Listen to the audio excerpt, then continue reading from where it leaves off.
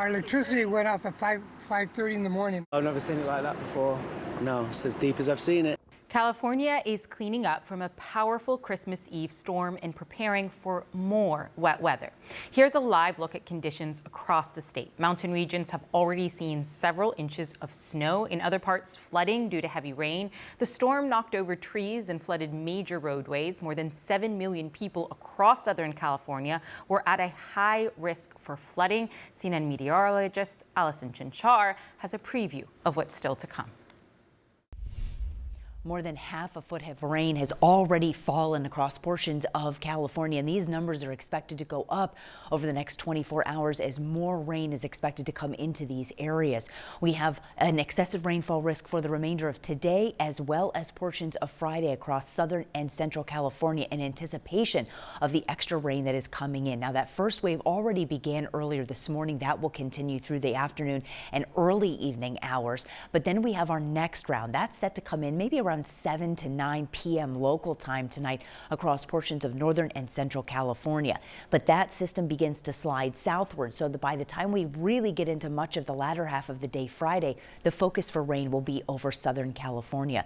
Then the good news comes. Take a look at this as we head into the weekend, finally getting some much needed drier conditions across that state. Unfortunately, until we get to that drier portion, we still have more rain in the forecast. You're looking at widespread rainfall totals of an extra 1 to 3 inches, but some of those spots, especially where you see the orange and red color here, could be looking at an extra 4 to 6 inches total before this is all said and done. In terms of snowpack, still looking at least an additional 3 feet of snow across the Sierras. This is going to make it very difficult for travel over the next 24 to 48 hours, especially say if you're headed from Reno and Tahoe, maybe going west over to Sacramento or San Francisco, or vice versa in the opposite direction. You are likely going to encounter some delays on the roadways there just because of how much snow is expected to come down. In addition to the rain and snow, we also have very gusty winds, and that's not just for California. You can see several neighboring states here also looking at some of those high wind alerts where you could be looking at wind gusts up around 40,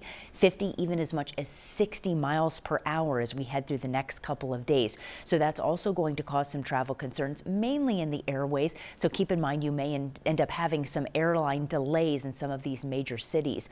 One thing we talked about again is the heavy amounts of snow. Keep in mind this 3 to 6 feet of additional snowfall is on top of what these areas have already had. And we know that many of these locations have already picked up 1 to 3 feet just in the last few days, which is likely going to incur some additional travel problems. Firefighters are reporting an uptick in swift water rescue calls in some areas. Look at the way the results of all of this. The video showing crews in Ventura County rescuing a hiker stranded by the flooding. In the U.S., the National Weather Service is warning the severe weather continues throughout Christmas Day. Joining me is Chris Prater, the San Bernardino County Fire Protection District. Sir, a difficult time. I wish you season's greetings, obviously, at this time of the year. And thank you for the amazing work that you and your colleagues are doing, keeping people safe. But how bad is the situation? Yes, sir. Thank you for having me. It's a pretty severe situation out here. We've been experiencing prolonged periods of rain, and that rain has led to mud and debris flows and flooding in some of our communities here in San Bernardino, primarily Wrightwood and Lido Creek. We've been out there since 7:30 this morning, helping people get out of harm's way, going door to door, helping them evacuate, and all the while still having to effect rescues with people that are stuck in their vehicles. I mean, the size of the flooding and the amount of rain is quite exceptional. So what are the greatest risks in these circumstances? So with these prolonged periods of rain, this problem has been compounded by some burn scars from fires that we've experienced in the past year. The greatest risk we have is when people don't heed to evacuation warnings or orders and they stay in the area.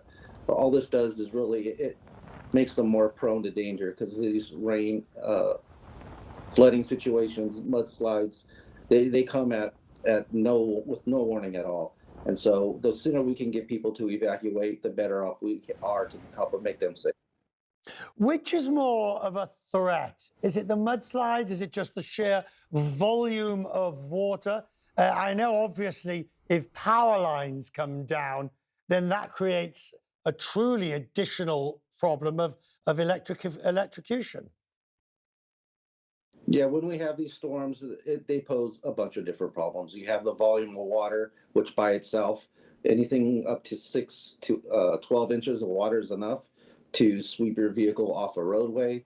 When you get the mud and debris flows, oftentimes those can contain large rocks, boulders, logs that take out everything in its path. Wow. And then with the winds, we also have the problem of possible electrocutions and live power lines being down. So the best case scenario is us getting people out of harm's way, and so we can go in there and make sure everybody's going to be okay. Sir, I'll thank you and let you get back to your duties, and wish your colleagues well and thank them for their service, and for get a bit of Christmas if you can before the day is over. I suspect it will be difficult. Thank you, sir. Captain Adam Van Gerpen is with me now as well, with the Los Angeles City Fire Department. Same good wishes to you and your colleagues, and thank you for the magnificent work you do. It's a 24-hour day, 7-day a week, 365. Sir, what's the biggest problem that you're facing at the moment? So right now we are still concerned with our burn scar areas, our hillside communities. We are still monitoring the weather very closely. We had 3 river rescues today. One of them, we had to hoist somebody out via helicopter. So we're still keeping a very close eye on the weather. From what you understand, is it going to improve, stay the same, or get worse? Well, we're having a lull right now, but we are anticipating another cell coming through tomorrow. So we think we probably went through the worst of it, but we're standing by. We have about 5 additional fire engines with off-road capabilities. We have additional brush patrols. We have helicopter resources. So we Wow. are standing by anticipation of the worst. There are those people that will just be bloody minded and ignore the warnings and the advice. And then you've got those who think that they're overconfident, that think, oh, well, I'll be able to cope in this scenario. How bad can it get? Both of those are a nuisance to you, and both of them are potentially lethal. Well, that's why we're really trying to get messaging out, letting people know that if you do have somewhere to go, we understand it's the holiday season. We understand people want to go see their families, but we want you to prepare in advance. We want you to leave early. Give yourself lots of time to get where you're going. Try and avoid areas that are around hillside communities, avoid the beach areas, and avoid our burn scar areas. So if you do need to go somewhere, leave yourself plenty of time. Captain, grateful for you, sir. When Christmas arrives in the next few hours, I wish you and your colleagues and families well. Thank you for joining us, and a Merry Christmas to one and all. Thank you.